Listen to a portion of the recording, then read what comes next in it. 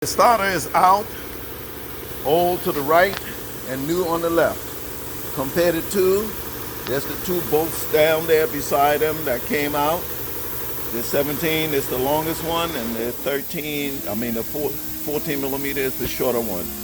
I had to utilize a breaker bar and impact socket to loosen the 17 that was really on tight. Okay, now over here is the little pigtail. The new one is right here.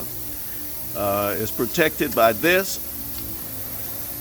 Make sure both of them are the same type hookup. As you can see, they both are similar. They both are the same. Then you go ahead. I'm gonna go ahead and put this in and put the two bolts in. It's a simple job. To me, the difficult thing is these Nissan. I never like working on them. I'm a VW guy.